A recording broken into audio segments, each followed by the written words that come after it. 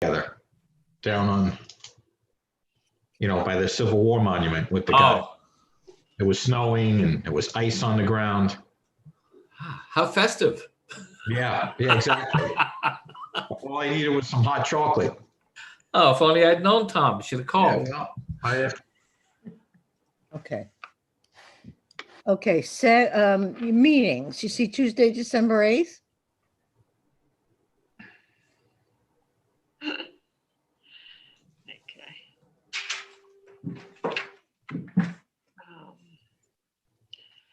All right. I assume Bob will be, Bob here. He says he's coming. Why don't we start with the Pledge of Allegiance? If everyone could stand, please. I pledge allegiance Allegiance to the of flag the of the United United States of America, and to the republic for which it stands, one nation, under God, indivisible, with liberty. and justice for all.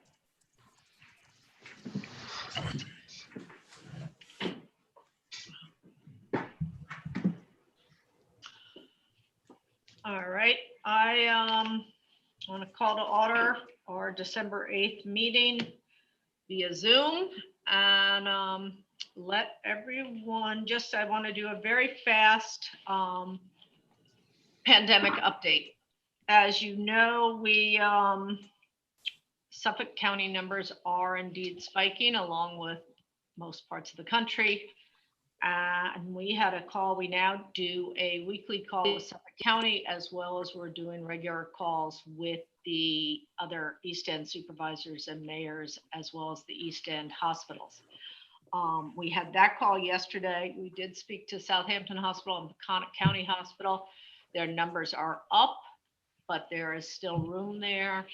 And the encouraging news is that the doctors there, while worried, are not in the sort of state of shock and fear that they were in the spring. There are a lot more things that a doctor can do, and they are feeling a lot more positive. They have plenty of protective equipment.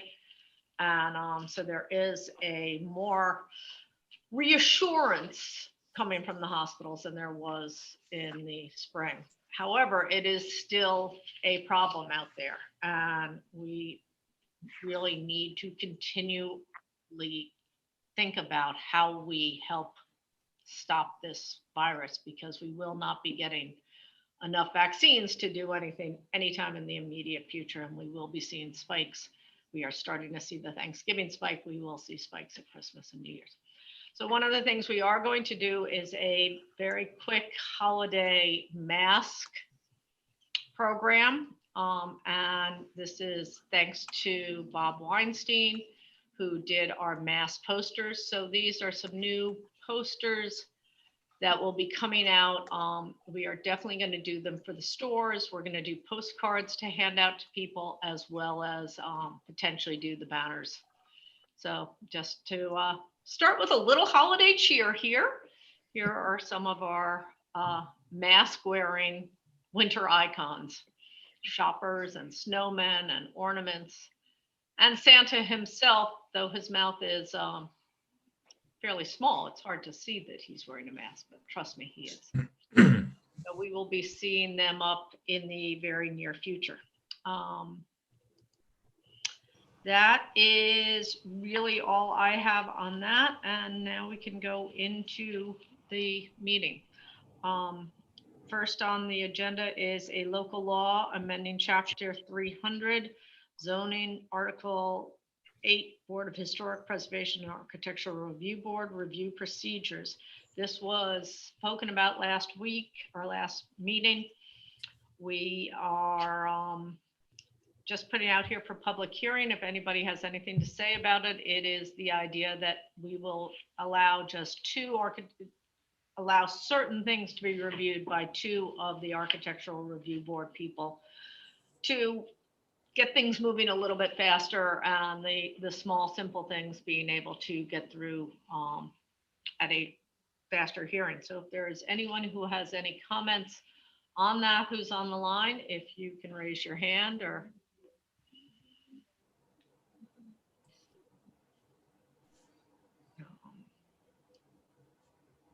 I'm not seeing anybody about it. We still are waiting for one piece of regulatory approval from, I believe it's SHPO, the New York State Historic Preservation Office, before we can enact it. So we cannot, well, we can vote on it provisionally, or Sure. yes, we can vote Yes. on it. So we can vote on it provisionally. So if I could get a motion from someone? I move. Thank you. Second. Thank you. All in favor? Aye. Wonderful. Moving on, we have nothing else in continued public hearing. We do have the approval of minutes. So the minutes from the regular meeting held on November 10th, the minutes from the work session held on November 23rd. Can I get a motion to approve?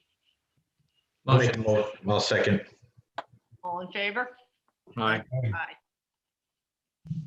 Aye. We have the treasurer's report, which everyone has, I'm hoping, reviewed. If there are any questions or comments on it.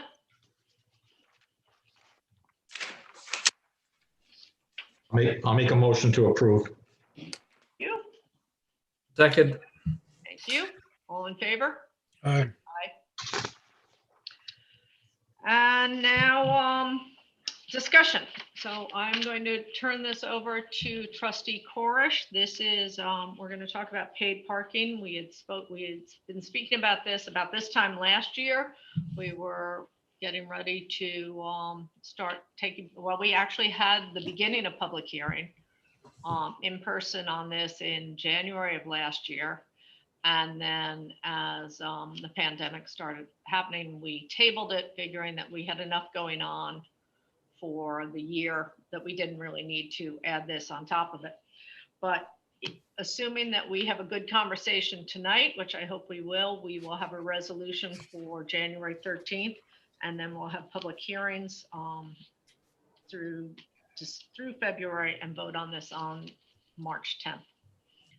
So Trustee Corish, take it away, please. Thank you, Mayor Mulcahy. Chelsea, if we can go to the next slide, please. Good evening, everybody. I'm going to pick up somehow where we left off pre-COVID, where we had begun this discussion. So we've updated the presentation slightly. There's a little more detail in here and a little more clarity on some areas. So the first slide here just is an aerial view of the village, and shows we have 22 areas in the village core where we have white lines on the street, and that designates where we have parking that we count. In total, I believe 898 spaces available in this map. Next slide, Chelsea, please. So here is brings it into a sort of more clear view. These are 898 spaces distributed throughout the village. And the area that we're going to be talking about, where we call our premium parking, is the central core of Main Street and Long Wharf. Next slide, please, Chelsea. Thank you. So the paid premium parking along Long Wharf and Main Street would take 221 spaces out of the 898 spaces that are available. So we're talking about allocating roughly about 25% of the core parking to a premium designation, for which there will be some proposed charges. Next slide, please. In all of this, the 30-minute free parking spaces that have proved to be very popular and very useful. I think everybody from shoppers to the merchants really appreciate the idea that people can run in and out and conduct some very quick business. Have been very helpful. So they will remain unchanged. There's nothing will change with these at all. They are outside of the paid parking environment. So there's no worries on that. They will, as I say, remain the same. And the next slide, please. On all of the other parking spaces, the 221, which are on Main Street and Long Wharf, there will be a 1 hour grace period. So if you come in and park during the parking period, which will be from 10 a.m. to midnight, you can park for the first hour for free, but you will need to initiate a session with Parkmobile. And so as your hour begins to come to a close, you'll get an email text message to say, hey, Unless you continue this parking session by paying, you'll be deemed an illegal parker and you'll be subject to a ticket. But the first hour, so if you come into town and you want to do something quickly around town, you can park for an hour and not have to pay. Next slide, please. Chelsea? Sorry. That's okay. So here's our little breakout of our proposed paid premium parking dates, times, and rates. So we're looking at having premium parking online from May 22nd, 2021 to October 3rd, 2021. It's a total of 127 days. May 29th is Memorial Day weekend, and October 3rd is, we feel, is a good time after looking at last year and the year before, as our season really does continue right through September. And so Village stays very, very busy. There wasn't a huge noticeable fall off in traffic or in Village activity through the month of September. So that's our proposed season. Parking sessions throughout that season, again, Main Street and Long Wharf, will be from 10 a.m. to midnight. From 10 to 5 p.m. is the daytime session. The maximum stay will be 3 hours. We feel that's enough to give people time to, if you want to catch a movie in the afternoon, or if they want to grab lunch and do some sightseeing or do some shopping on Main Street. Currently, Main Street is 2-hour parking, and so that you have to move your car after 2 hours. Long Wharf, of course, is 3 hours. So your first hour will be free. The second hour, we propose charging $5. And if you want to stay for a third hour, it's going to cost you another $7.50. And we feel that these charges are in keeping with other municipalities, and we'll have a look at that later, what other people are charging. And we feel it offers good value for money. If you don't want to pay for parking, all you have to do is find a space that's not Main Street or not Long Wharf. So the Rose Street parking lot behind Apple Bank is still available. Nothing changes there. Nothing changes in any of the other lots around the Village. So this is just this premium core of Main Street and Long Wharf. In the evenings or after 5 o'clock, from 5 o'clock to midnight, the maximum stay is 4 hours. So you could grab movie, a dinner, you go to the theater, have some dinner, you can linger. The first hour again is free. The second hour is $5, just like the daytime charge. Third hour would be $7.50. But if you want to stay a fourth hour, we feel like you should really pay for that. And there's a premium charge in that of $15. Most merchants, I believe, would prefer to see these spaces turn over. But if somebody does want to stay for 4 hours and they're planning an extended period in the Village, that option is available, but will come at a premium price of $15 an hour. Next slide, please. The methodology that we would use, it's smartphone app-based payment. There will be no parking meters. There is also an option to pay using an 800 number, and there'll be minimal signage throughout the Village. We're very, very cognizant of sign pollution. We'll just have enough signage out there to let people know that they're in a special parking area. So we will try to keep that to a minimum, and that's something we can adjust. If we feel we need a little more in the beginning until the idea gets across, so be it, and then we might be able to dial back on the signage once this becomes part of our normal activity. And next slide, please. We interviewed a number of companies, as I had explained the last time we presented this. We reviewed their offer, and we found that Parkmobile was the best product for us in the Village. Everything about it was very easy to operate. I've used Parkmobile myself, and it's very, very simple. Download the app once, connect it to a credit card, and then it really is just pressing a couple of buttons on your phone when you want to park.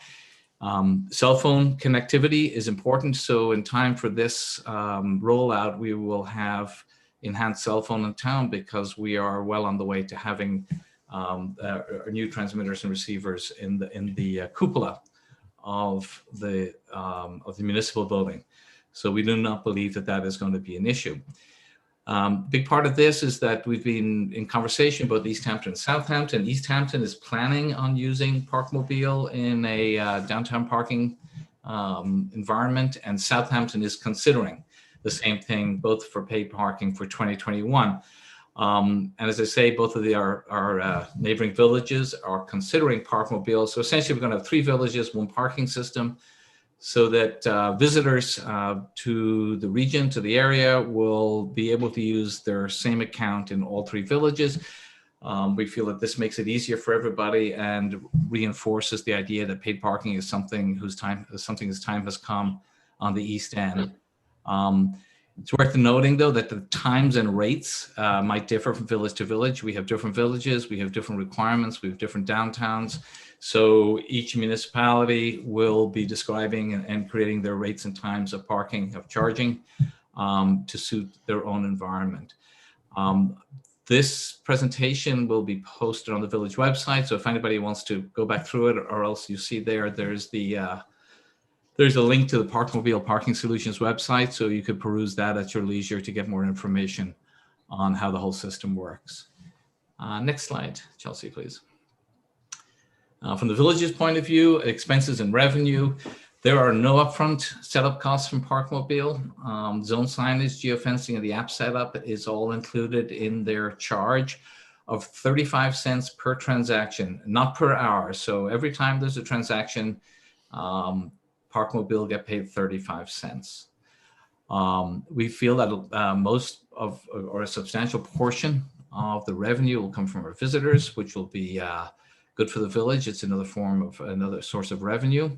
And then the proceeds will be used to benefit of everybody in the village. And running some rough numbers, it's hard to tell. We'll need a couple of years before we see some trends, but we believe that the revenue projection could be in the regions of $1 million per year. And what will we do with that? Next slide, Chelsea, please.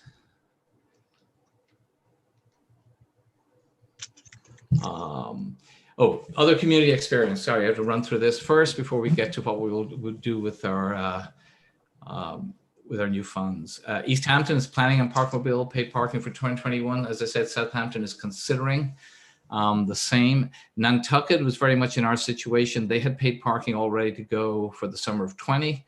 But due to COVID, they decided to postpone that till 21.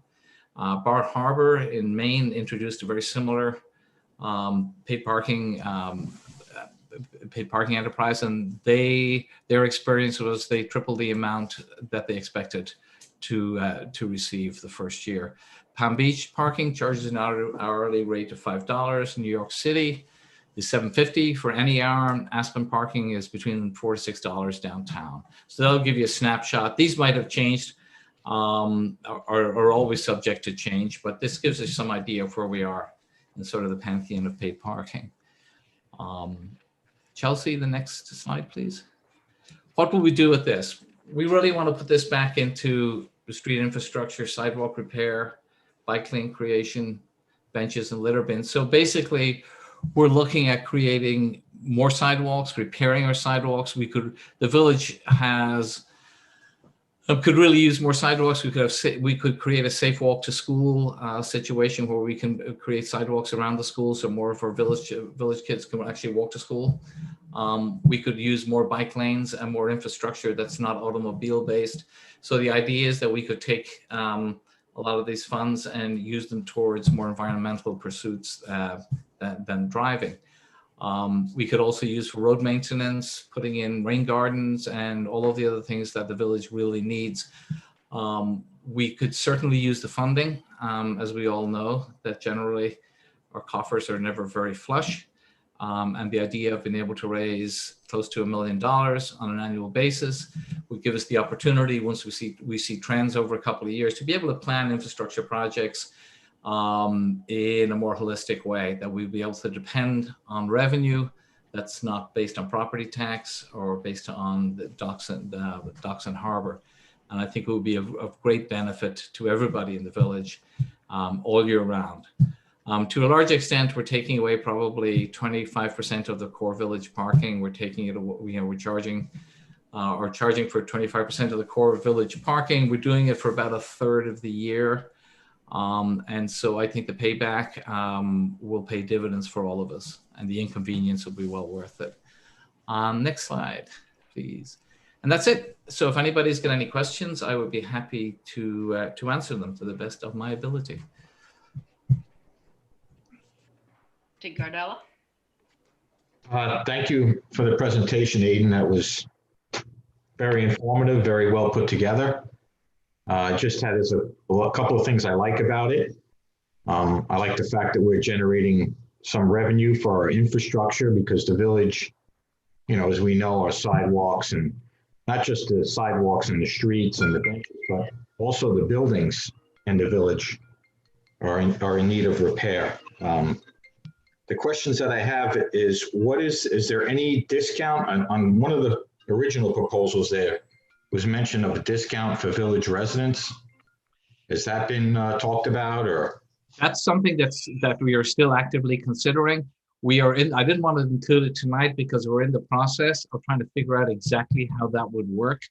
I know the mayor may have been speaking with Parkmobile about that, and we're waiting to hear from them. So hopefully by the time this comes back in January, we'll have more information on that. But that is, we were thinking of residents and our first responders, because many of those first responders do not live in the village, but they do donate all of the time, efforts, and energy to our well-being. So that's something we do want to recognize in this.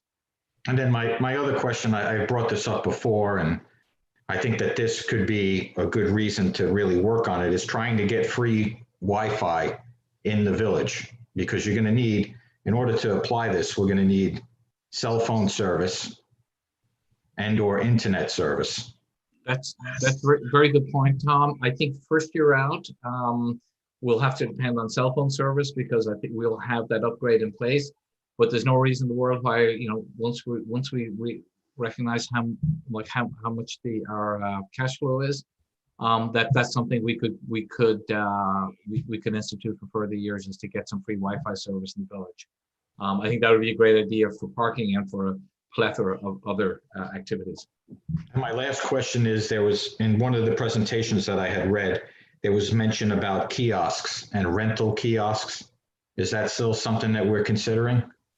We took that out of this presentation for a number of reasons. They're enormously expensive. At one stage, we thought we could find secondhand kiosks. I don't think that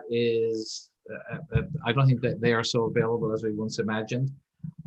We feel that we could work without kiosks because we have the phone call as opposed to the internet aspect of it.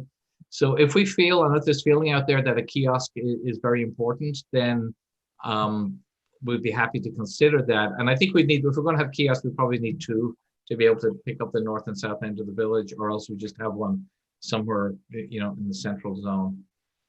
Thank you. What East Hampton Village is thinking about doing is actually not having kiosks, but putting a hotline, an actual telephone that would dial directly to Park Mobile in the parking lot in the back, which is where the majority of the parking will take place. That would be a direct line to the 800 number. A landline phone? Yeah. Okay. Yeah. How's that for a concept? Like the blue light ones on college campuses and things like that. Yep. Trustee LaRocca? A question and then a comment. Aiden, and thank you. Aiden and I have spent time on this week. He is an excellent tutor. Maybe missed his quality, but the rates that you describe, what happens in the hour after the 3 or 4 hours? Can someone continue to pay for a fifth or sixth hour? No. The idea would be that we do still need to have turnover. I think many of our visitors would be quite happy maybe to park and leave their car there all day and just keep paying $15. But I think that for the vibrancy of Main Street, turnover is a good thing. So during the day, you have to move your car after 3 hours. And in the evening, you have to move your car after 4 hours. It will be deemed to be illegally parked, just as they would be now if they overstayed the allocated time. And again, this is all up for discussion as well. If there are ideas out there that I'd love to hear from the merchants on this as to how they feel about these times. I'm sure they have ideas too. And if there is a summons issued for a parking violation, is that done electronically? That is correct. And this system, I don't know if AJ is on. I can't see anybody. I just see the presentation right now. wants to speak to that, because I understand that the Parkmobile equipment can interact with the equipment that we already use in the issuing of tickets. There's also a reader available, which is very expensive. We could not afford it the first year out, whereby instead of chalking tires, you drive up and down and it recognizes license plates and automatically calculates how long that car has been in that location. So that's an upgrade that we could do, but I think any upgrades beyond any upgrades will need to be paid for by the system. Ideally, this is something we can get online without any outlay or minimal outlay cost to the village. And my comments go to the issues that I've sort of had since the beginning. I see parking fees as a form of regressive taxation. A regressive tax is where lower income people pay a higher proportion of their income for a particular tax. Now, there's a debate whether a fee is a tax, but any payment imposed by government is, in my judgment, a tax. Whether you choose to pay it or not, in some cases, is your choice. But in any event, the structure of this is regressive. And that is that a 4-hour park one night a week would cost you $27.50 plus your meal and your movie or whatever else you're doing in town. For a family, working family out in their village, that's a lot of money. The daytime rates are a little better, but I think we should, as we progress, recognize that this could have a disproportionate effect on people of lower income. My second concern continues to be that the technology of it all assumes a facility on the part of people with apps and electronics, which may or may not be the case for everybody, particularly for our seniors. And this requires having a, quote, smartphone and the proper app and the facility with using it. I don't know that we can make that assumption untested. Okay. The third is the idea that we would have a lot of our visitors paying this is very appealing, but I don't know that we have any science on that, any data at all about who is in the village on any given day and in any given hour. So the assumption that we would be getting some income from our visitors is certainly a valid one, but I don't think we can quantify it in any meaningful way based on anything we're involved in. When I put it all together, I think one of the things that distinguishes us from our neighbors is that we are still an authentic, working, living village with a very strong family base and a very strong village base. And I think the impact of this could be negative on our image. And if our fellow governments go to an expensive proposition like this, that might be all the better for us. We have not, in my time on the board, really worked at the parking solutions that are the subject of any number of studies we've had paid for, not paid for over the years. And I thought that a better plan might be to continue to reconfigure our parking to increase our spaces, but not to rush into what could be a contributor to economic inequality in the village, where it is already a struggle for working people to be able to afford to continue to live here. So I would like us, as we spend the next couple of months with hearings and so forth, is consider that macro dimension to this, which is that for a lot of working people, this is expensive, and worse, it may discourage them from coming down in the ways that they've been used to. and I don't think that's a result that we want. Thank you. Thanks, Jim. You had 4 points there. I'd like to answer them in sequence. Your first point, and I guess your last point, was speaking of how this might affect lower income people and residents in the village. As we have discussed earlier, that we will be looking at the idea of a discount for village residents and for first responders. It's something we had in the presentation earlier, and we'll bring back as this develops. We're not taking all the parking. If we go to that for 1 second, let's ask the lawyers if we are able to have a resident version of this and a non-resident version of it, because you can, depending on how that's structured, run into constitutional dimensions when you discriminate in one over another. Yeah, we already do that at the beaches.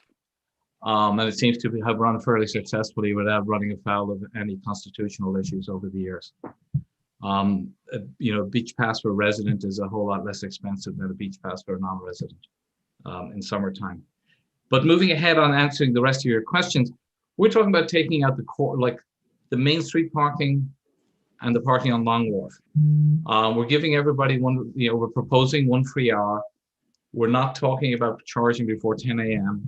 When people come into town after stores open. And the rest of the village parking is available for free. In my mind, the benefit to the village, I think, far outweighs any penalty that might be put onto village residents who feel that this may be unaffordable. And I'm very cognizant of that. But I think that if we could use this revenue to rebuild our sidewalks and rebuild our infrastructures, we don't have a budget for any of that. If we were to pay for that locally, we would be raising everybody's taxes. And I think that would have an even more detrimental effect on local working class people. So I think this would be beneficial, because there's one thing that's for sure, that none of our property taxes are paid by visitors. They're all paid by local people. Technology, I think, is ubiquitous now. We're not introducing something that hasn't been tried and tested around the country and around the world. If we do need to put in the kiosks, I'm absolutely in favor of that. I was trying to keep our cost to a minimum right now so that we could get this off the ground with very little cost to the village. But again, that's open for discussion. As Mayor said, East Hampton are talking about putting in some fixed phones so people could walk up to them and just have a conversation. I think the vast majority of people have a smartphone. I do understand that there may be certain members of our community who don't. And we would have to provide a service for them, obviously. And again, we're not talking about the entire village. We're talking about Main Street. We're talking about Long Wharf. We're talking about Memorial Day to early October. And we are, and we're talking about from 10 a.m. to midnight. I do believe, and I admit I have no science on this, but I do believe, having just observed Main Street over the last 15, 20 years, that on summertime during the season, we have a lot of visitors in town. And I do believe that they like to park as close as possible as they can to their venue. And so, whereas the science is not available right now, I think science will become available after the first year, because we'll know who signs up, who uses the app, what their zip codes are, and we can develop a better picture of who's coming to spend time and money in our village. And that's going to be beneficial to all of us beyond the very idea, the sort of very focused idea of parking. So yes, we're in the beginning. There's going to be a certain element of making your best efforts to understand the village. This is going to be of no cost to the village, or for minimal cost to set up. And if we feel that this is sort of a leap into the dark, I think it's something that I, for one, are willing to take, because again, village needs revenue to fix sidewalks. The village needs revenue for a whole host of other issues, as Tom mentioned, for building upgrades, etc. And if we're not prepared to take a little risk, then I think we're going to be in a very tough situation forever. And the fourth, I can't remember at this stage, Jim, what your fourth point was. If you can remind me, I'd be happy to try and respond. Well, I think I brought it back around to the inequality that I see for working families. And but thank you for your answers to all of this.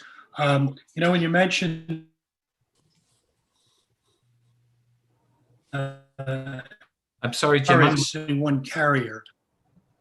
I'm losing you, Jim. You broke up on me. Say again. Can you hear me now? Yeah. Yeah, I was just to mention the cell service, the improvements we've seen so far have been only within one carrier. Hopefully that'll get better over time. So in mentioning the technology, I recited that. Yep. But really, I finished up with just restating, I think, my concern about the contributing to economic inequality in the village. Yeah. Thank you. We have two people with their hands up.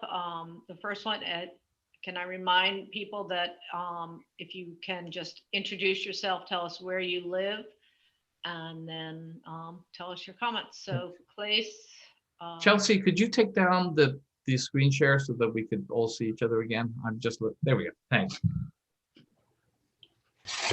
Hi, I'm Mayor Gianara, even though it says class. He's right there. I just think it's such a great initiative. I'm really excited about this. I love the idea of generating some money for things like sidewalks and bike lanes and other things that we so desperately need.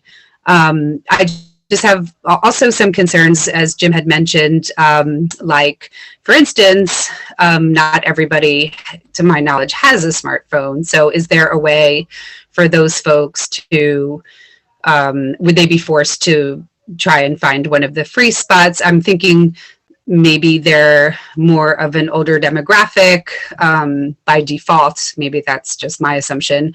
And maybe the further away spots could be a challenge for them as well. So I'm just wondering if those issues have been addressed. Thank you. We have addressed that. We talked about kiosks in the last presentation. We took them out for this. I'm hearing that this may be an issue that we need to revisit, and that's why we're having this conversation. And so I do take very seriously your concerns. So as well as the fixed phones, we're looking at fixed phones because they're a lot less expensive than the kiosks, and they don't need to issue tickets and paper and stuff like that. But we will certainly take that into consideration as we move this conversation forward.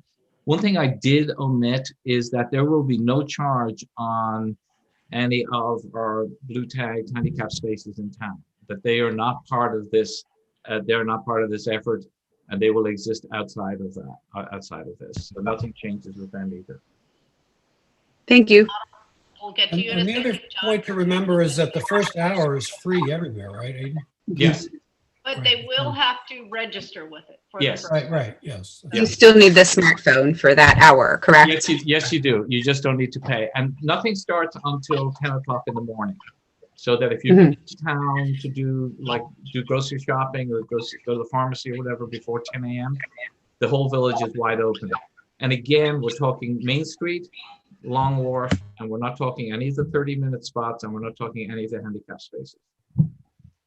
It's a very limited part of the village. It's the most convenient part, no doubt, but that makes it the most attractive and the most saleable.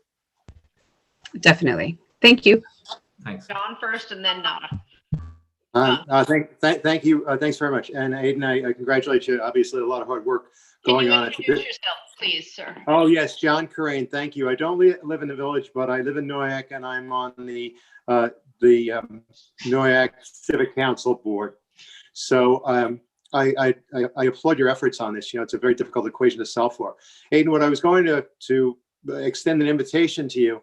While we don't have standing officially in the village of Sag Harbor, the residents of Noyak certainly consider themselves very loyal to the village of Sag Harbor, and we shop there and we dine there and we worship there and we send our children to school there. And I was just going to suggest, if you were interested in it, and maybe coming to one of the upcoming Noyak civic meetings and just now for this, so that people understand the intention of it and it doesn't come across as something that's being developed that will be perceived as punitive to, particularly just from a very parochial view, those of us who live in Noyak, particularly our seniors who and I think there's a lot of good things that we said about the first hour is free, the handicap will be free, but sometimes it is, it's all in terms of how this gets sold. So it might be nice to just come out and explain it to the people in Noyak who, do consider themselves proud residents. Absolutely. Sag Harbor, Absolutely, John. while not.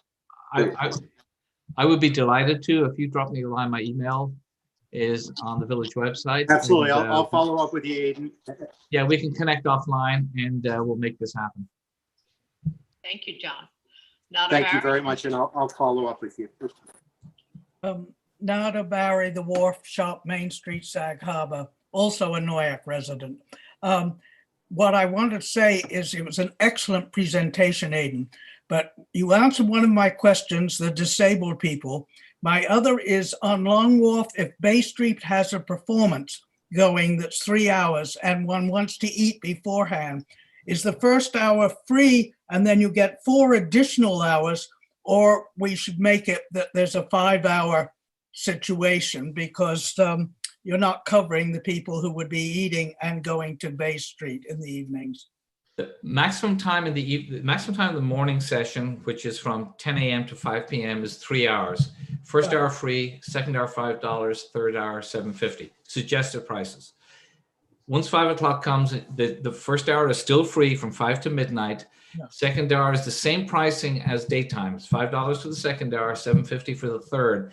And the fourth hour, which we think is a real premium hour for someone to want to come into the village and keep a space for 4 hours, where that space could be turned over and would be more beneficial to merchants to have new people in town. We feel that it's fair to charge a premium on that because we really want to discourage it. But if someone really wants to pay it, it's $15. Suggested. Can I just say that it doesn't cover Bay Street for older people who may not have a disabled, not really need to be disabled, but at night not covering their eating, and we need 1 more hour. So you think And it should they're be on 5 Long hours? Wharf. On Long Wharf. On For Long Wharf. any activities going on at Bay Street. Okay.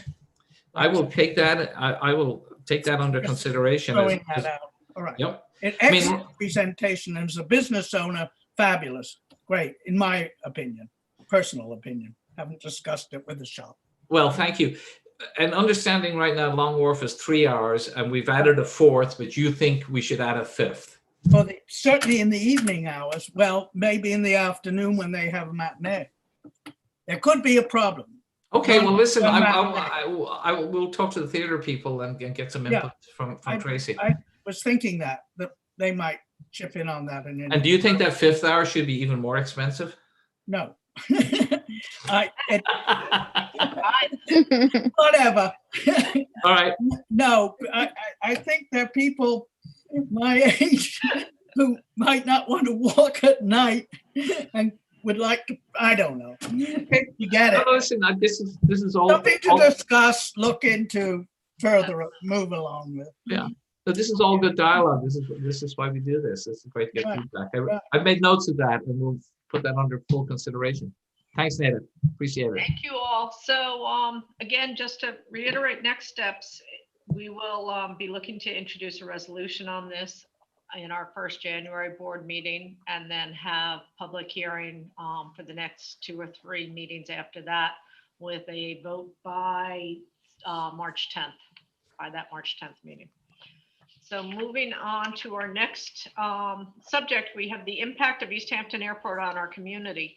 It's a presentation by Barry Raybeck. As those of you who come to regular meetings know, we had a similar presentation just a few board meetings ago, but there are changes happening with the airport. There are changes happening in the town of that the town of East Hampton will be dealing with, which I'm sure Dr. Raybeck will talk to us about. So this is of key importance to Sag Harbor, and we welcome Dr. Barry Raybeck. Oh, wait, you're muted. Don't, hold on. Okay, now we welcome Dr. Thanks, Kathleen, for having me. I really appreciate the opportunity. And I thank the board for listening to us within a short time frame of your recent presentation. I think this will overlap to some degree. It'll probably extend it to some degree. It's very important. This is a huge time for this community to make some big decisions about our future. So I'm going to go through the presentation in a moment, just saying that my background is as a Wayne Scott resident. I co-founded Quiet Skies Coalition 10 years ago, which was the first civic group dedicated to getting some control of the airport. And then approximately 4 years ago, co-founded the group Say No to KHTO with Patricia Curry and Cheryl Gold, because we really felt that the only solution was to close the airport and repurpose it for the community's benefit. So that's my background, as well as living out here my whole life and being very concerned about the environment, as well as trying to uphold my parents' legacy. So first slide is that the airport, the call letters, KHTO, adversely impacts our quality of life, health, environment, and safety. Next slide, please. Noise pollution. This is the one that gets the most attention, but it's only one aspect. Aircraft noise is one of the most detrimental environmental effects of aviation. Aircraft noise can cause stress, disrupt sleep, affect academic performance of children, interfere with normal activities such as conversation, increase the risk for cardiovascular disease of people living in the vicinity of airports. These are all scientifically proven ill effects of the noise. Next slide. Air pollution. 2 new reports confirm there is an explicit connection between, I can't see that slide, death, disease, and burning fossil fuels. Climate change and air pollution have the same root cause, the burning of fossil fuels. We all know that. Climate change is making people sick and leading to premature deaths. It's only getting worse. We've seen the disasters this year in California, the wildfires, the floods, and the fine particulate matter released by aviation emissions can affect cardiovascular health and respiratory diseases. People near the airport actually can feel particulate matter on their outdoor furniture, so they're obviously breathing it. Long-term exposure to fine particulate matter and ozone increases risk of premature death, even at levels below the national standards set by the EPA. Next slide. Water and soil pollution. KHTO sits atop a sole source aquifer, the source of our precious drinking water on the East End. Aviation fuel leaks and spillage can damage water quality. PFOs, likely from firefighting foams used or stored at KHTO in the past, contaminated hundreds of private wells in the vicinity of the airport in Wainscott. Four separate Superfund sites were designated by the New York Department of Environmental Conservation on a total of 47 acres at the airport. Say No to KHTO has for several years been requesting the town to conduct environmental testing on airport property. It is anticipated that the town will soon hire a consulting firm to begin environmental testing of air, soil, and water on airport land. Next slide. Safety concerns are growing. Air traffic control tower is open only 12 hours per day, only in season. It's not open now, but the airport is open 24/7, 365 to any aircraft able to land on its runway. KHTO has only one main runway in season that is used for both arrivals and departures of all fixed wing aircraft. In 2019, there were 30,000 flights. 30,000 flights into this little local airport that was designed not for this. In September and October 2020, traditionally quiet months, flights are up 80% over 2019. All flights were funneled through narrow air corridors, dangerously mixing approaching and departing rotor and fixed wing traffic over the same hamlets, the same homes daily. And I am a personal eyewitness to this on a regular basis. I've seen aircraft low over my, well, I've seen aircraft very low over my house 1,000 times, but I've seen aircraft over my house going in 3 different directions, crisscrossing. 3 jets, helicopters, seaplanes, right over the house. If you didn't see it, you wouldn't believe it. This can't be happening at other airports. It's happening at ours. Next slide, please. Economic myths. There are some major myths that the airport community likes to propagate. The first is that the airport is the economic engine of the town of East Hampton, which it is not. It is and has always been the environment which draws people here. Construction has been and still is the economic engine. Wealthy homeowners will flee if they cannot fly here. Vacation homeowners will continue to visit to enjoy the many recreational activities offered on the East End, not because there is an airport here. Jobs will be lost if KHTO closes. There are about 25 aviation jobs at the airport. Most are seasonal and are part-time with no or few benefits. The airport manager is basically one of the handful of good jobs at the airport. And this is a person who's already retired and could retire again. Far more full-time jobs can be created by clean, sustainable businesses on the town's property. Next slide. Additional myth that the airport is essential for emergency medevac rescue and police. Helicopters can and do now land at other designed locations in East Hampton. Best example is Southampton Hospital. Having worked in Southampton for many years near the hospital, at the high school, I know that helicopters land in a field next to Southampton Hospital if somebody needs to meet medevac. They don't go out of East Hampton. The airport is essential in the event of any catastrophic event.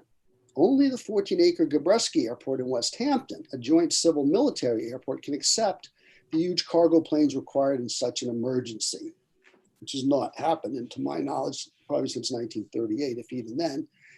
The airport runway is too short. Heavy aircraft cannot safely land or take off on the runway.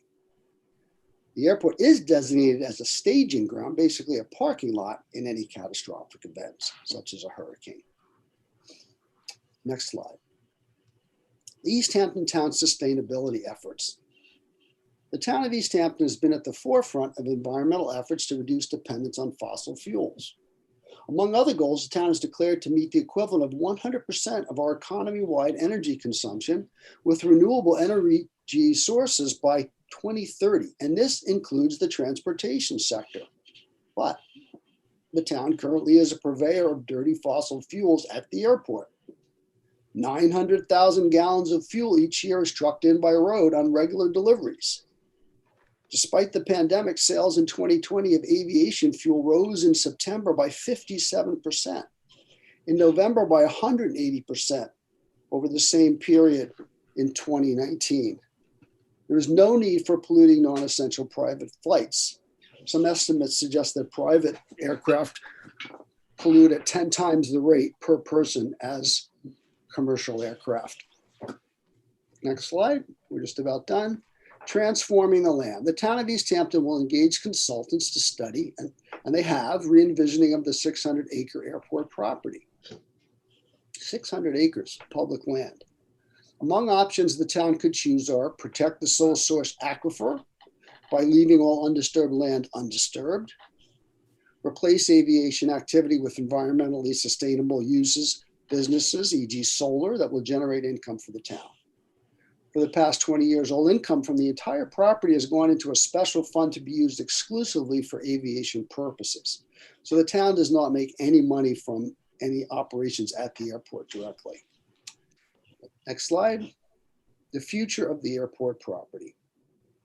The town of East Hampton will hold public meetings in the coming months on its plans for future use of the airport property after FAA grant assurances expire at the end of September next year.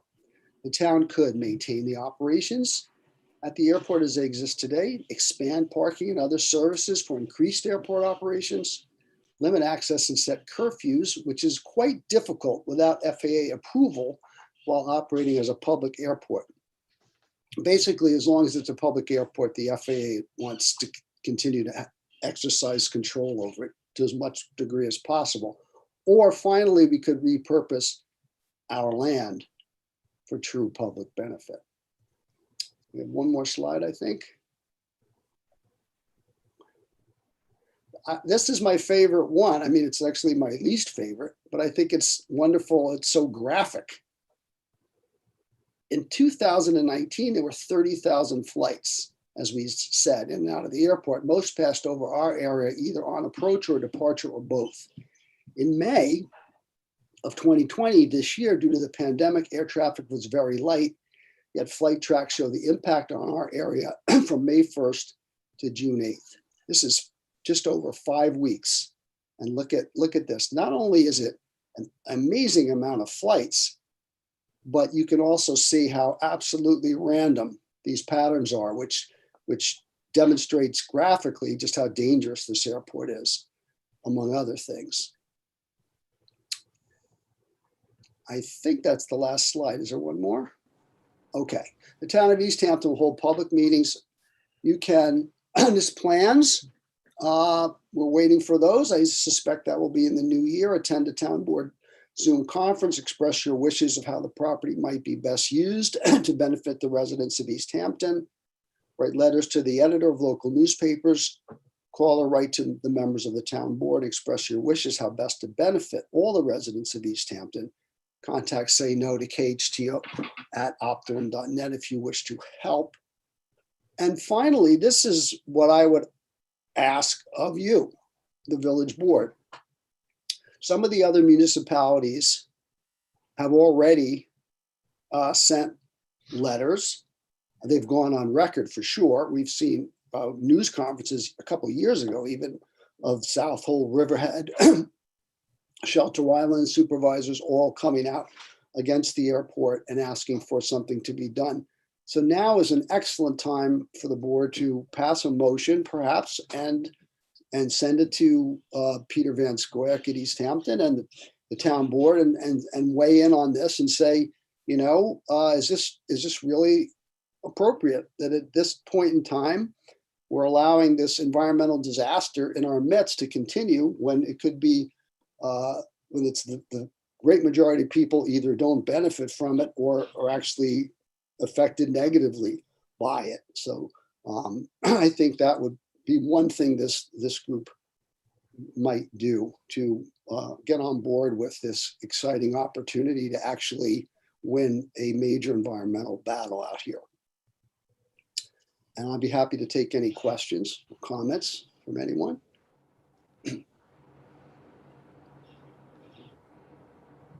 This is Trustee Corish. Thank you for the presentation. You're welcome. I have a couple of questions. You mentioned safety a couple of times, and that the fact that there's no air traffic control tower. I am a former pilot, instrument rated, flew in and out of East Hampton Airport from 1985, probably all the way through to 2005. Uncontrolled airports are normal, so I just wanted to get that on the record. And when East Hampton became busier over the years, a tower was introduced during the summer period to deal with the traffic. So the fact that there is a temporary tower there is a pro-safety thing. And secondly, as far as the danger goes, do you have any data on the number of accidents that have been there? I mean, you paint a picture that it's impending doom. Well, I agree with all the environmental arguments, but I'm an aviation enthusiast. Learning to fly will change my life in a way. And so the idea that you paint this dangerous picture is something that I do take a little exception to. So maybe I don't have the data, maybe you do. I wonder if you can. Yeah, we have. I mean, if you live anywhere near the airport and you have, for instance, on cloudy, foggy days, helicopters are flying over my house at treetop level. Okay. If that's not dangerous. That's illegal. Yeah, that's beyond dangerous. That's illegal. It's happened hundreds of times to me and my neighbors. We have videos of it. Nothing is ever done. That's one thing. Another thing is that there's been 4 crashes at the airport or around the airport in the last several years, one of which I personally witnessed. We were at the airport on a protest and the plane went down in the woods. And what makes this even, and what they don't have, and maybe, you know, this is data that I think if you look at the vectors, you can see how you know, random the patterns are. But what we don't have is any data on near misses. And I am sure that there's hundreds of times, well, not hundreds, I'm sure in the last several years, since they've changed the helicopter flight patterns. I mean, the helicopters literally come in and go out on the same flight path. Yeah. There's no doubt that. Is there any airport in the world that does that? It goes in and out on the same flight path? There So, I is mean, they can literally go over the top of one another in opposite directions. there is separation if you're heading east or west. Yeah, There are supposed to be. designated altitudes. Well, but- they're supposed to be. Okay, so the other thing, and this is something that I think is really interesting, but no one has yet spoken to in terms of danger. But it occurred to me this summer as it was very hot and dry in August and drought-like conditions. If when a plane were to go down in the woods out here, you could have a wildfire in a matter of hours that would be out of control and burn hundreds, if not thousands of houses. Yeah, there's no doubt about that. My last question, I do appreciate what you're doing, but I just, do you think that if East Hampton was shut, we would just move this problem to West Hampton?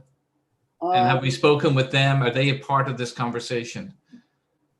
I don't think we would just move it because it would be so much less convenient for some people, people who live that far away to fly in and out of West Hampton. I assume West Hampton might have more traffic, but I also think that this is a time, especially in light of climate change, where the status quo is unacceptable.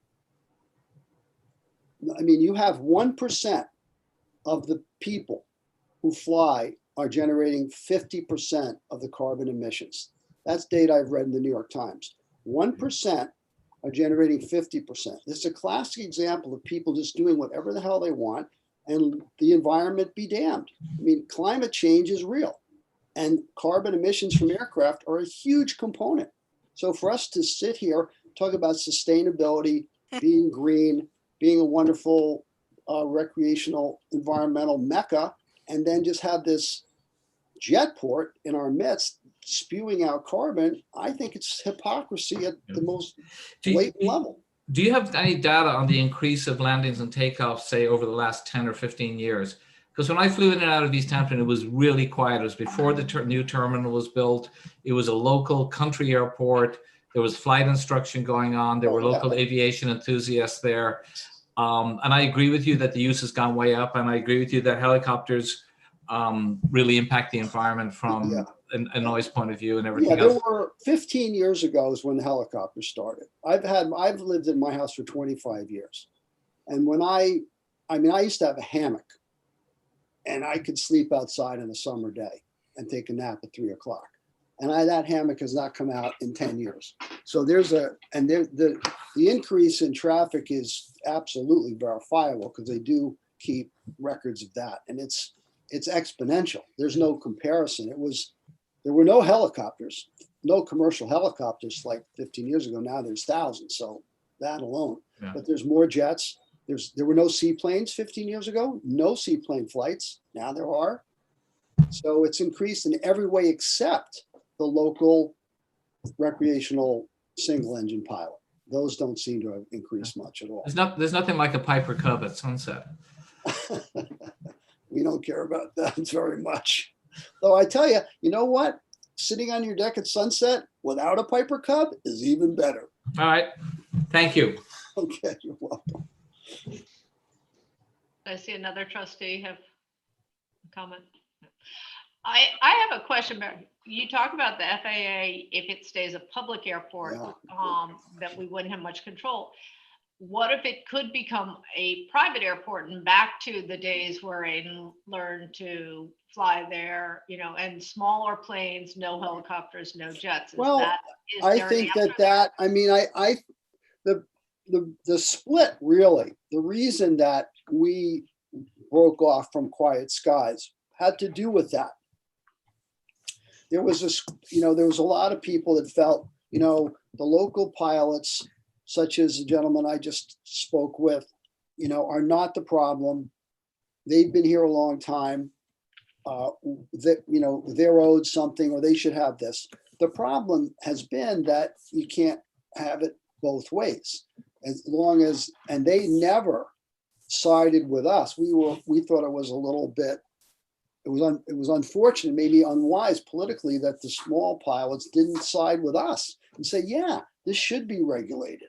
This isn't what we want, because they'll say off the record, why would we want more traffic and more dangerous traffic at the airport? It's just more dangerous for them and more bothered for them.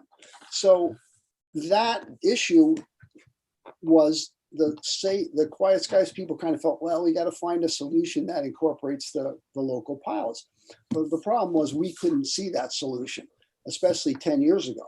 So now I can't say definitively what the difference is public-private. I do have the understanding that if the airport remains open, the FAA is still basically in charge. That's my understanding as of today. And that to me is a loser. Yeah, Bob. Barry, I think what you're seeing, and we're all seeing, is the upshot of shared ownership, where maybe Jet. 100 people will get together and buy a large jet, and they essentially own a little share. And that this is probably, obviously, there are a lot of people who fly in on those planes who will not be able to afford them by themselves, but if you split it with a bunch of other people, it does work that way. And I'm sure they're selling helicopter flight packages at Costco. They're selling jet packages at Costco, actually. I found that out last week. So you're absolutely right. I mean, that's part of it. And in terms of traffic and volume, nobody can predict what it could be like as more people get into the action and go into this. I mean, it's insufferable now. So I can't even imagine if it doubled. But that's the potential for that is very real. When the FAA lease is up, isn't that next year? That's the end of September 2021. And then at that point, the town of East Hampton could stop taking funds from the FAA and run the airport the way they want. Is that correct? Well, that's what everyone sort of hoped. They haven't taken funds in 20 years. So that agreement that happens when you take funds, that's called the grant assurances, that expires. And now what happens is prior to now, East Hampton Airport, even in the courts, has not been able to regulate it in any way. Now East Hampton, it's not so much that they can regulate it, but they can close it. If they keep it as a public airport, we are still subject to FAA regulations. And any changes or restrictions, they would have to agree to. Even after the lease is up? Is that the case? Yep. All right, is there any way you can get your hands on real data as far as multi-engine jet aircraft landing, helicopter landing and takeoff compared to? Actually, I have that in the file. Yeah, I'd love to see that because I think that's what's changed. And when you get this mixed use of really fast jets with slow, small single engine props, that's when things do get dangerous because there's different expectations. But if you could send that out, I'll send that over. I have that at least from. I mean that data is updated every season, and that's considered definitive. We have that, and I have that from at least 2018, if not 2019, maybe even 2020. We can get the flight data. It's all broken down in terms of the different kinds of aircraft. Okay, I'd love to see that if we could. Sure. Thank you very much. You're very welcome. Thank you. Yeah, thank you. Move on. I don't Okay. see any hands up. Appreciate it. Thank you. Bye-bye. The next is going to be a really fast thing. We had one of our engineers actually sent this from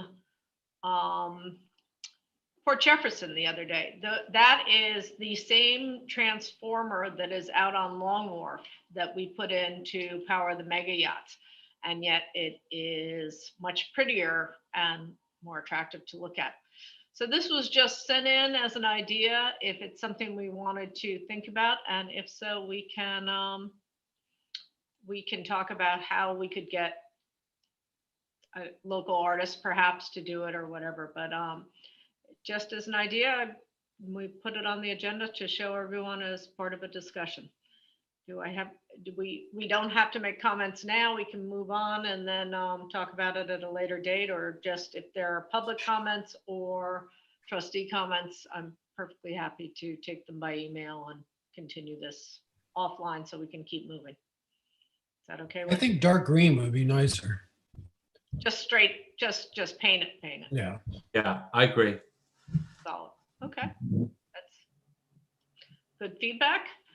And then finally, I know we have Duncan Darrow here. I'm unmuting him. Duncan is going to speak about Fighting Chance Voters Against Cancer Foundation, and I don't, oh, Duncan, I think you have to unmute yourself now. Oh, gotcha. There Can you you hear me now? Yes. Good. Okay. Thank you. Thank you to you and Mayor and trustees for a few minutes of your time. We're on the agenda. We're not seeking any particular permit or approval, but this is a waterfront fundraising event, and we have spent quite a bit of time with the dock master and have a kind of, I think, a group of responsible people on the committee, including from the kind of marina yachting community, Bruce Tate, who many of you know, and Joe Iazzi of Hampton Boat Rentals, and then local people like Roman Roth and Stu Schoner and so forth. So this is coming out as a fundraising attempt, initiative plan by Fighting Chance. Most of you know us. We're on Bay Street. We've been in Sag Harbor for 18 years now.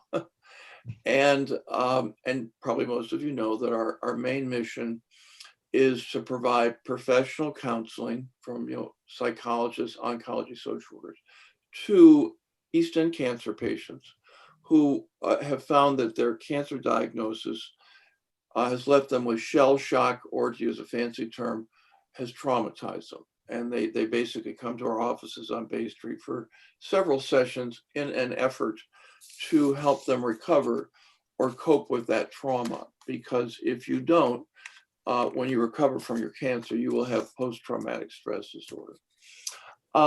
So we're trying to develop fundraisers that are outside oriented. And this one, which was an idea of one of our board members, has now evolved and is outside oriented.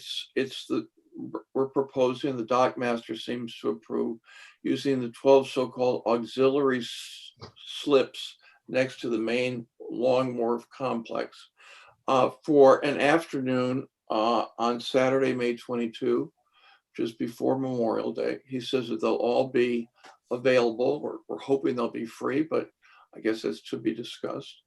And then we have a group of 12 owners of motor yachts who are all going to be docking there, or they will be docked there that afternoon. Guests show up 4 per yacht. The yachts are 35 to 60 feet, perhaps on the larger yachts, 5 or 6. Everyone pays a fee. Probably we're talking $200, which is not outrageous. $750 for a family of 4, so you and a couple of your children.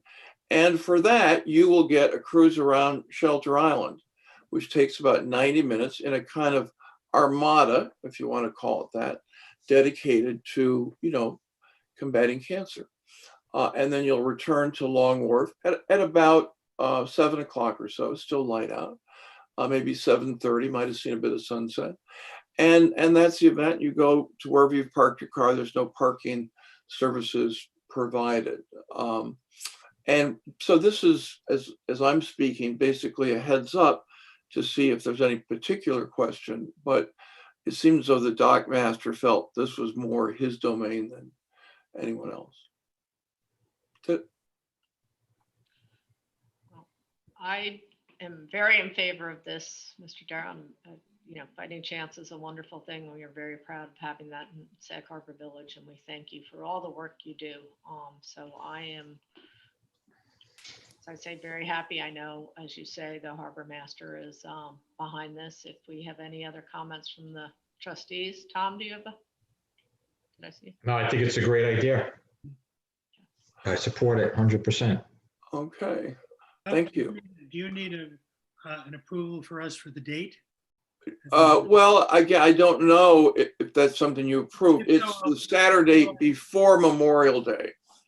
Right. So the harbor master felt that the harbor slips the village slips would really not be crowded or perhaps even in use. We will ask for a special event permit at some point. Yeah. Okay, as we get closer, this, we're only in early December, but we're beginning to develop this, owners of motor yachts fortunately are beginning to sign up. And so we, they're just kind of asking, have you kind of run this by the authorities? So this meeting is part of that. And I want to thank you all for your time. I think I can leave now. Wait, I think Trustee LaRocca has something. I'm sorry. Then we should pencil it in then for the 22nd of May. That's correct. Rain date 23rd. Okay. And at some point, we'll ink it in when you tell us. Okay, nice to see you again. Great. Thank you very Okay, much. thank you all. I appreciate it. Bye. Aiden, Thank you. All right. Aiden, I see your lips moving, but I don't. Sign up on Main Street, at the top of Main Street, like everybody else does, to advertise the Yes. The event. Can you hear me still? yes. Yeah, yes, we would. We would want to sign there, right where you have the windmill and such. We had previously, we used Bay Street in our first and second years in existence, which goes way back. And in those days, the council approved a whole banner across Bay Street, and that was called the Day of Hope. We brought in, best in class oncologists and filled up Bay Street. It was a sellout, although it was free. So this would be a sign, I think, more on the ground kind of there, like you often see. Well, thank you all. I'm going to click my thing, leave meeting, and I shall see you all at a later date. Thank you very much. Thank you, Have a Doug. great Bye. holiday. All right, we now have public comments. This is 15 minutes. We do ask that you limit to 3 minutes per speaker. I know we have one. Yep, I'm going to unmute. Actually, Claes, you can unmute yourself. Thank you very much. My name is Claes Brandau. Can you guys hear me okay? Oh, yeah. Yeah. So good evening. I just want to bring a recent issue to the board's attention in regarding chicken keeping. Recently, today, a complaint has been called into code enforcement regarding the number of chickens that I currently have on my property. Jerry from code enforcement stopped by today to respond to that complaint. And the complaint states that I exceed the number of chickens allowed. So a quick background story. My neighbor, Tal Lidman, told me Saturday that he would call this out, that I had too many chickens. He later texted my wife and I 15 times with intimidating messages, such as name calling, legal threats. I did inform the building inspector about this via email, and this is the result of ongoing harassment, beginning with me going before the ARB in regard to saving the existing historic structure on 20 Grand Street and calling out other safety concerns. Now, we've been living here for about 20 years. We've never had any other complaints about our chickens, nor have they ever bothered anyone. We don't have any rooster either. We initially changed the code for chicken keeping in Sag Harbor, and we wanted to do it right and pave the way for others to do the same. Currently, we have a flock of 15 chickens. 15 of the chickens are old and dying off. 9 are old. 9 of them are old and dying off. We acquired 6 new chicks this spring when the severity of COVID-19 became apparent and food shortages became a real possibility. I also expanded my vegetable garden to counter the effect of the impending pandemic. So with much of my flock will decrease naturally. We suspect most won't last through the winter. Many of our chickens are 10 years old, which is the absolute upper age. So, given these unprecedented times, I would like to ask for the board for a code exemption, as we are providing our own food and eggs by using these means. What do you think? I don't know if it's within the power of the board to provide an exemption to village code. Either temporary during the pandemic. I would need legal. I don't know. I'm not sure if they're talking about an executive order, or if not, then it would need a variance, from the zoning board or from at least the planning board. Because I think the number of chickens is written into the special permit conditions, if I remember correctly. So all we're asking for is some flexibility while we are transitioning older chickens out of the flock, as we got new ones, so we could account for possible food shortages. And what is the number that's allowed? We currently are allowed 4, and we have 15 right now. But 9 will die soon. And 9 will die off soon, as they are 10 years old, and that's the other age. So just to like clarify, the village allows 4 chickens, you have 15, and 9 of them are of a certain disposition that they're not Correct. allowed to last for the winter, which will leave Correct. you with 8, or sorry, will leave you with 6, Yes. Correct. Which would be 2 over code. 50%, yeah. That does seem like an awful lot over code, even for old chickens. If there was, you know, if it was a little closer in number, I think there's an easier way to say yes, during a pandemic there's a need, but I think that's a really big number. So a variance is the best way to go about this? Yes, you need a variance from the special permit condition that limits the number to 4. So it would be a ZBA variance. Okay. Which means we'd have to go to our neighbor who we have this harassment issue with. Is that correct? Well, you go before the zoning board, but Mhm. could he appear at the zoning board? Yes, he could. Could we appear at the request zoning board. not having his presence there? Is that possible? No, Unfortunately not, because yeah, it's a public hearing, so Mhm. it is open to the public. It'll be in a Zoom format for now, just like these are.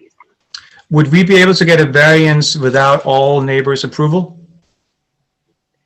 Neighbors don't approve. They're just allowed to give input, but ultimately the ZBA has to make the decision.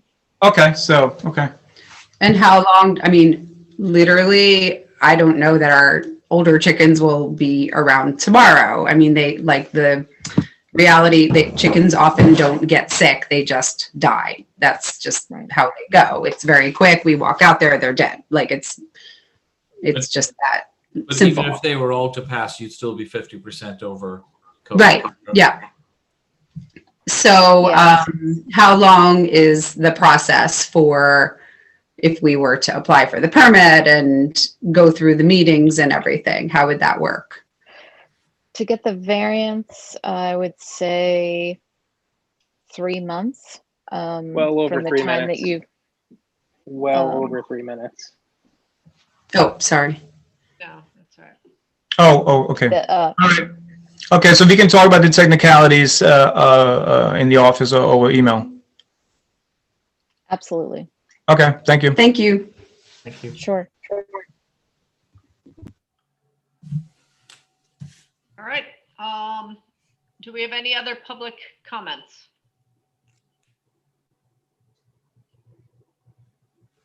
I'm not seeing any, but I don't know.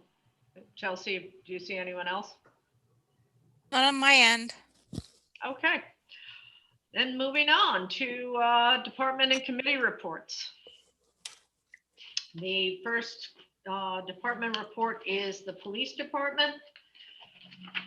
We had 667 calls in the month of November. That is a 24% increase over last year. So if there is any doubt in anyone's mind if we have more people than normal, we absolutely do. So that is there were also 82 parking tickets issued in November. We are still well behind on our parking tickets because we did not do a lot of parking tickets in the summer months, at least early on. So, but people are still here, people are still coming, and hopefully people are wearing their masks when they come. The Harbor Masters report, the activity has slowed dramatically over the past month. All the boats are out. The dinghy docks have been removed. A special thank you to Dee Yardley and Mike Cohen and the entire DPW department for the assistance in moving all those docks. B-Dock has been dismantled for the winter, and the bubble hoses and ice eaters are going in as we speak. As far as docks budget, we are still ahead by about $150,000 versus last year. So that's always nice. We can use that money. And both all of the invoices went out on December 1st. So all the boaters out there should have gotten their invoices to renew their moorings and their dock fees. Everything is due by January 15th. If you do not pay by January 15th, you do stand the chance of losing your preferred dock place. So please be aware of that and know that that's happening. And winter permits are available if anybody has a boat that they want to leave down at Havens. So those are the police and the harbor and docks reports. Except for one other thing, we are having our first listening session. As you know, the governor has asked for every village and every town and every city to look at their police force and make recommendations on reforms. We are having our first listening session on that, and that is tomorrow night. We have a committee. Many of those people will be on, but it is open to the public. The Zoom information is online on the village website, and that is at 6 p.m. tomorrow night, the first of what will be at least 2, if not more, listening sessions for police reform. And that is my report. So Trustee Gardella, please. Thank you, Mayor Mulcahy. I have the report for the fire department. We'll start with that. In the month of November 2020, the fire department volunteered for over 840 man hours. During the busy month, the fire department responded to 2 structure fires, 2 mutual aid calls in North Sea and East Hampton, 1 motor vehicle accident with injuries, and 3 miscellaneous alarms. They also responded to 44 other reported alarms within the district, bringing the total number of calls for 2020 to 551 through November, already surpassing the record of 531 calls in 2016. And guess who was chief in 2016? Me. So they beat the record, my record. Darn it. Yeah. The fire department continued training covering several topics from hazmat, pest, and bloodborne. They also did a flashover drill in Yaphank. The rescue squad held a drill with the Hearst tools, cutting apart a car with the jaws of life. That was done up at the impound yard. Unfortunately, due to COVID-19, there was no parade of lights in Southampton Village. Hopefully next year, they'll be able to decorate the fire truck and go participate. So it looks like it's a tough time for us right now in the fire department and the ambulance dealing with the COVID, because as you know, not only do we perform these duties, but it's also a social function for us to get together with our fellow members. So hopefully this will be over soon. And that's pretty much my report for the fire department. As far as the ambulance goes, for November 2020, they had 55 emergency calls, 5 work nights, 2 meetings, 6 training sessions, for a total man hours of 949 for the month of November. And there's been an increase with the COVID calls. If you could unmute Debbie O'Brien and Missy Hessler, I'd like them to speak. We also, the numbers in Southampton Hospital have also continued to rise, but I'd like them to speak on the topic. Maybe Debbie, you could speak first. We've been transporting more people in the ambulance. For example, early this morning, we had transported somebody who was already tested positive, and the whole house was positive, but we transported 1 person from it. And we also had another one that was questionable COVID. We didn't have any positive tests to rely on, but had to be treated that way with, using the PPE and everything. The numbers at the hospital have been going up. As of yesterday, midday, there were 19 people admitted to the hospital that were COVID positive, that were upstairs in the hospital. So our ambulance and other ambulances are definitely having an increase in COVID calls. Did you want to add to that, Missy? Do you have anything? No, that's basically what I was gonna say. I thought Debbie was working. The thing I want to mention is the aeroclave system that we purchased. Do you remember that we purchased this in the beginning of the pandemic? It's been doing an excellent job for us. The nozzles are already installed in the units and the ambulance rigs. We just plug that aeroclave system in and it completely sanitizes the back of the ambulance to protect our members and other patients that interact with the squad. So. Yeah, and that was well worth the investment. Yeah. Yes. That was smart. That was great. The paid staff has been actually deconning the ambulances when they come in, just as a precaution, just in case. Yeah, so thank you to the trustees for pulling the trigger on that. That was a good move. Thank you.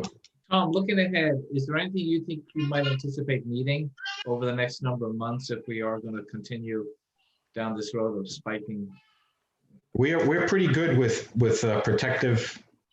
personal protective equipment because Debbie and Missy, started purchasing it while we had that lull. We kind of stockpiled to be prepared for this surge. Is there anything that Debbie or you and Missy can think of? Other than right now we're okay. Hopefully the vaccine gets kicked in and numbers will go back down eventually. But for right now, we're good. Good. And that's my report, fire department and ambulance. Thank you. I did want to add in that, of course, the fire department is going to participate in one Christmas activity in that they are going to bring Santa into town on Friday night and drive around Main Street at 5 p.m. So thank you to the fire department and the drivers and Santa. Next is Trustee Plum with Building Department and Code Enforcement. Hi, thank you, Mayor. In November, there were 13 building permits issued.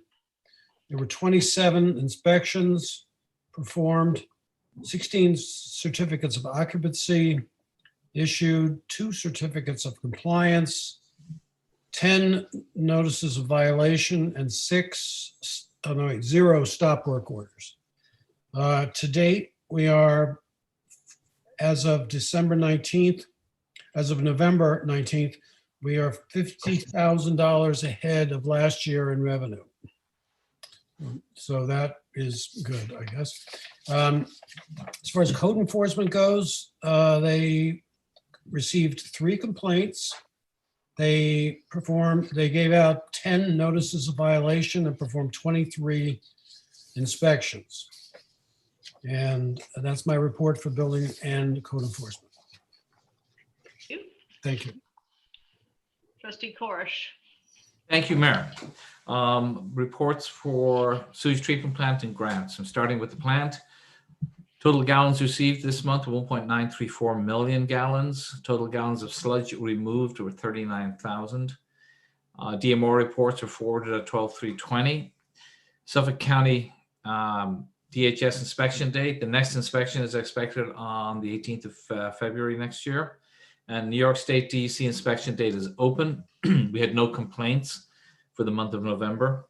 And a summary of operations. The wastewater treatment plant is running well and under all permitted levels. We're now operating on 3 basins out of our 5, so that we have 2 empty basins down there. We're in the winter season, and this is normal. We had Eagle Control and Benson out because our Ethernet cable stopped communicating between one piece of equipment and the main office. Is something we'll talk about next meeting. But we had fluid imaging out also for the same problem. The Ethernet module and cable has been replaced by Eagle Control and everything is working fine. Suffolk County Health Department were out for inspection December 1, and they found everything to be satisfactory. The flow decrease from October to November was approximately 369,000 gallons. I've been running some spreadsheets on this year versus the last 2 years to see where we are due to COVID, to see where Main Street business is as far as outflow.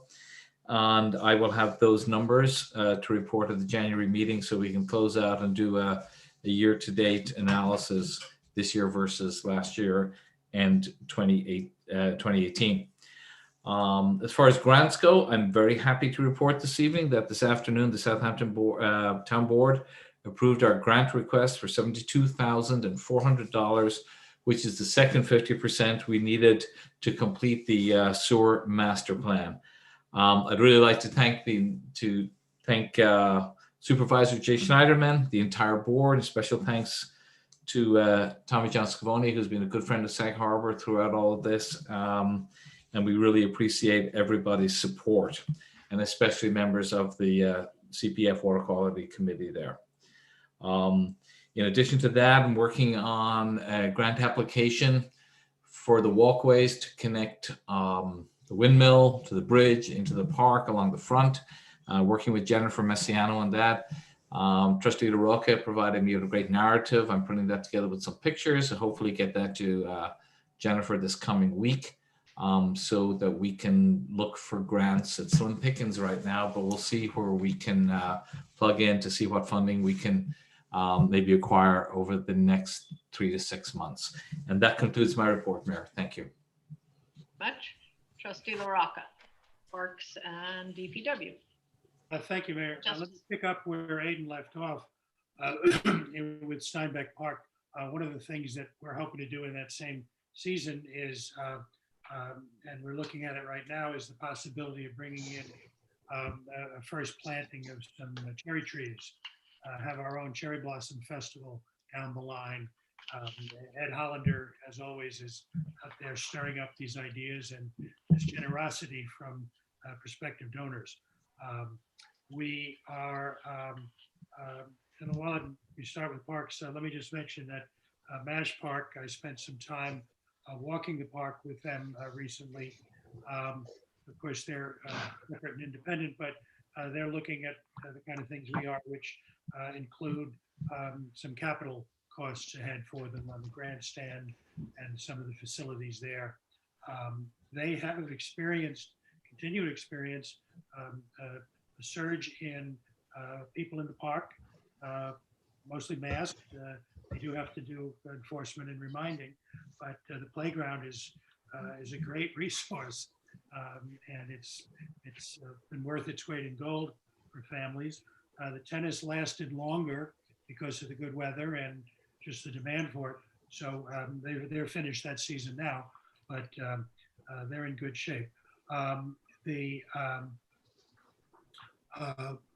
Highway Department report, I'll begin there with them. The personnel have 3 leaf trucks deployed and working full-time on fall leaf pickup. And of course, rain is a factor with leaf pickup. It seems that at least every season, when the biggest piles are out, we get a lot of rain. And that just complicates the task. But the guys have been great. They're just at the end of the process, a little bit over the 30th of November, which seems always to happen. And just on Friday, last week, there was 2.5 inches of rain. And so they are surviving the fall cleanup. We took, the mayor and I took a walk along Bay Street looking at the post game on the project there for the rain gardens and the permeable surfaces and so forth, and evaluating the job now that it's complete. The permeable surfaces are very good looking, and they look like cobblestones, a form of cobblestone. So that project is at its tail end, and we're evaluating the finality of all of that. We have not had a major hurricane this season, which is nice, but we certainly had a lot of rain and we had a lot of wind. And just this week, we lost a section of roof on Village Hall. And Dee is on that, and I think that work will possibly be completed today, but they were on that. And proving the old adage, it's always something. That's what it was this week. The Justice Court, I spent time with Judge Rana today.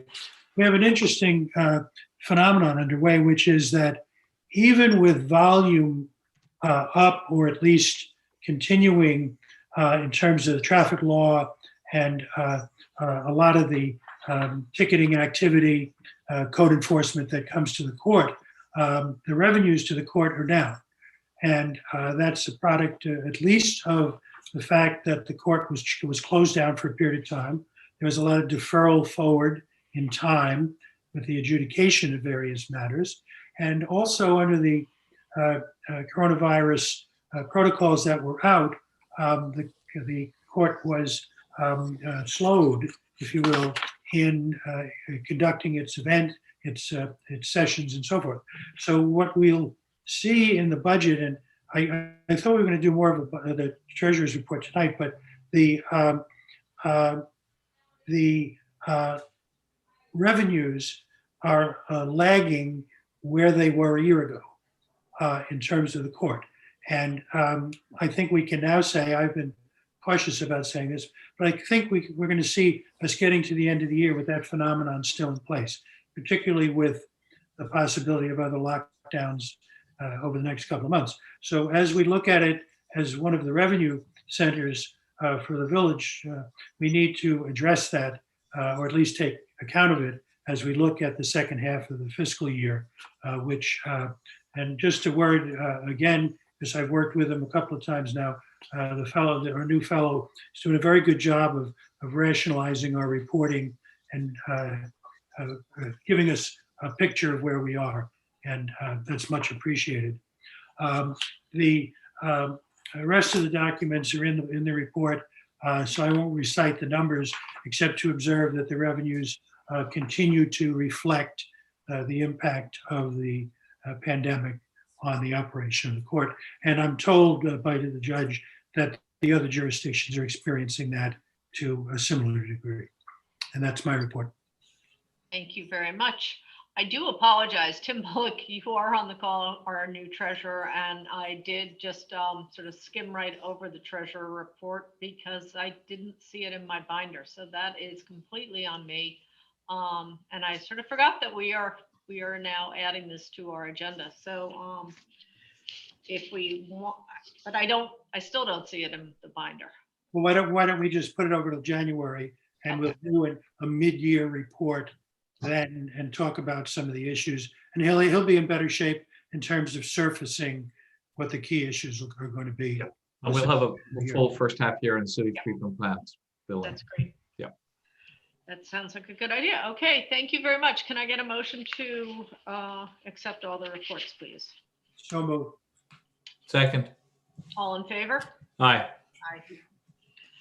We have no correspondence to review or requiring action, so we can move into our action items.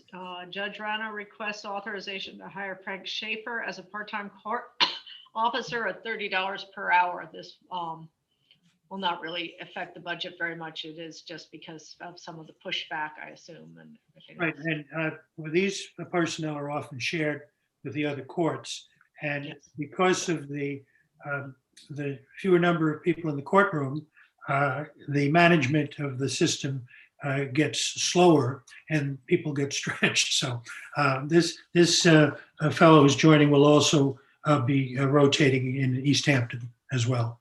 And I'll move it. Thank you. I'll second. In favor. Aye. December 2020, authorizing the release of the letter of credit or partial release of the letter of credit for the property located at 48 Madison Street. This was the sewage treatment expansion up to the church, and that job is nearly done. So we are releasing a good deal of the bond. Can I get a motion? I'll make that motion. Thank you. I'll second it. Thank you. All in favor?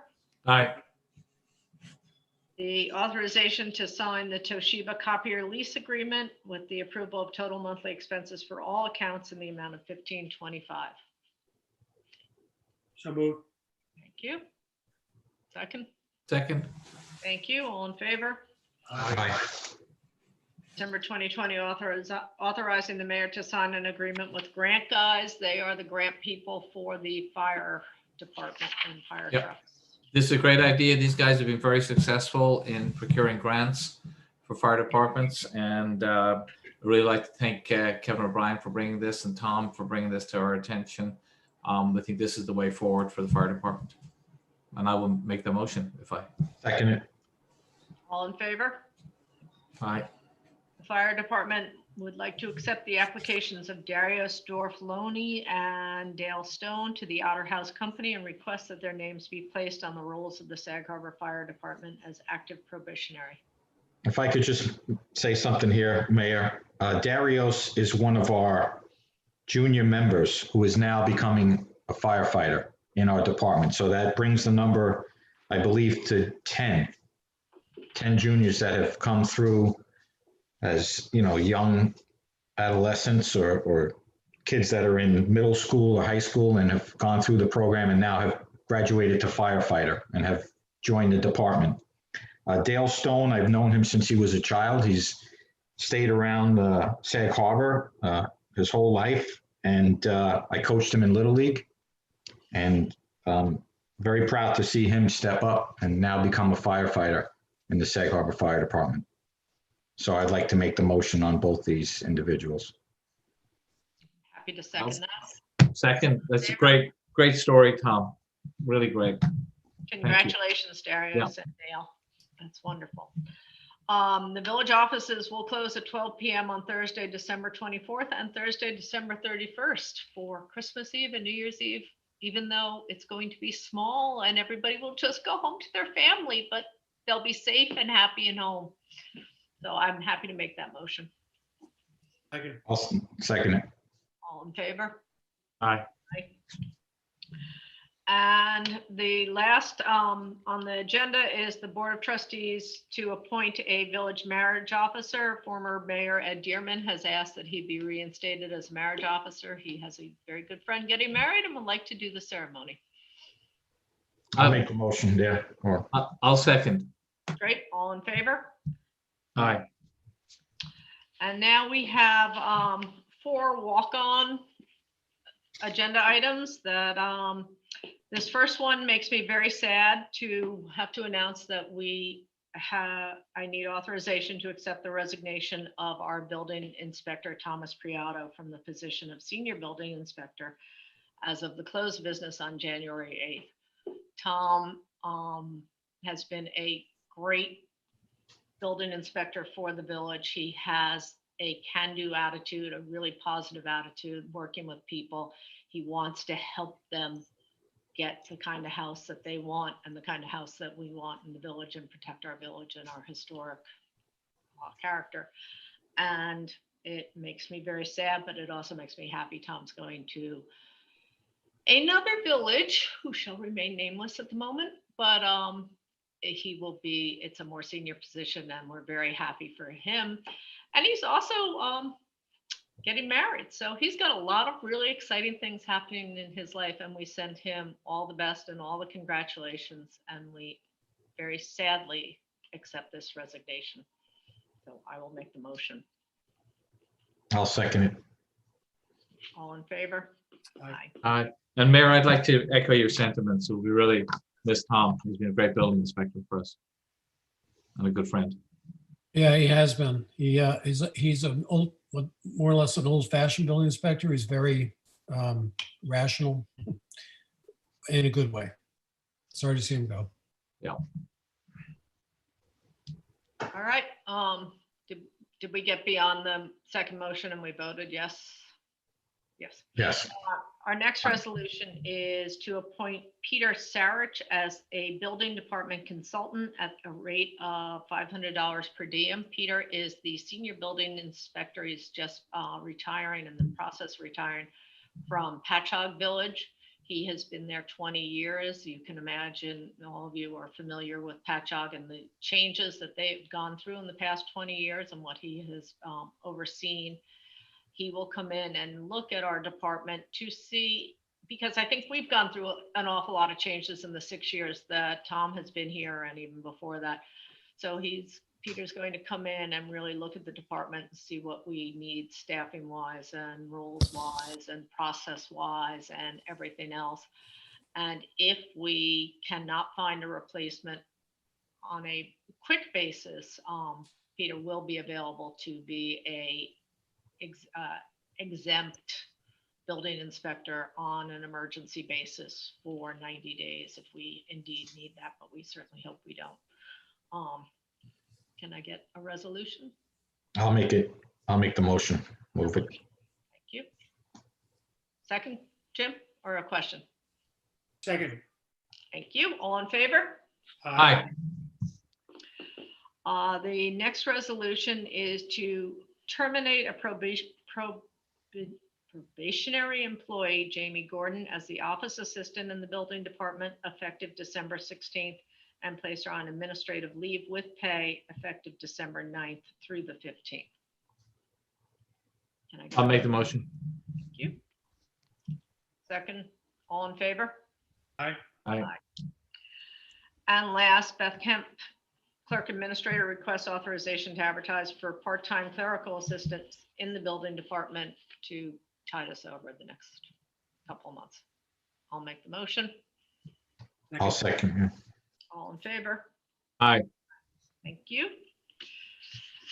And finally, the approval of bills. So I need a motion to approve the payments presented in warrant number 31, 32, 33, and 34, please. Thank you, Jim. Thank you, Bob, for the second. All in favor? Aye. And if there are any other public comments out there? Yes, trustee LaRocca. He's still on the call. I think we ought to give a shout out to Bob Weinstein for again bringing his creative genius to Main Street. Those posters we already have up have brought nothing but compliments to the village and awareness for 6 or 8 months now, and his latest work. So thank you, Robert. We see your name but not your face, but thank you. I was to second those sentiments. I looked at those posters tonight, and they're happy, they're upbeat, and they get the message across. And all girls in my house, we're delighted to see them. So thanks, Bob. Really appreciate it. Thank you, guys. It takes a village. We all work together on these things. So thank you, everybody. Thank you.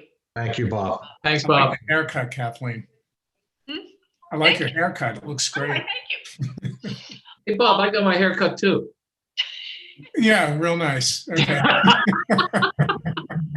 Wait, who am I to talk? Look at this. We all have a lot to do after this pandemic is over. Yes. Yeah. Grooming. Anyhow, thank you, everybody. Happy holidays. Stay You safe. too, Bob. Thanks as always. I do have one other question. We technically do not have a work session scheduled because it would be Christmas Eve. It would be Wednesday, the 23rd. But I would ask that we all sort of keep that just in case, because there are things going on and we may have to have a very quick meeting. So we're going to put it back on the schedule and hopefully be able to cancel, because we will have nothing to do but eat bonbons and bake cookies. But just in case, I think we should have it given. Could we have it on Monday as opposed to Wednesday, so it's the same week but just further away from Christmas? Well, let's see what happens. Let's see how it works out. Yeah, we could put it back on that schedule for Monday. We don't have any, I feel like there is something that Monday, but we can certainly figure that out in the morning and but we are going to put a work session back on the schedule in the hopes that we can then cancel it as we get closer, but at least we'll have it. Okay. All the things that are going on. And that is it. Can I get a motion to adjourn, please? Second. All in favor? Aye. Aye. Thank you all. Thanks. Good night. Right on. Good night, everybody. Night. Night.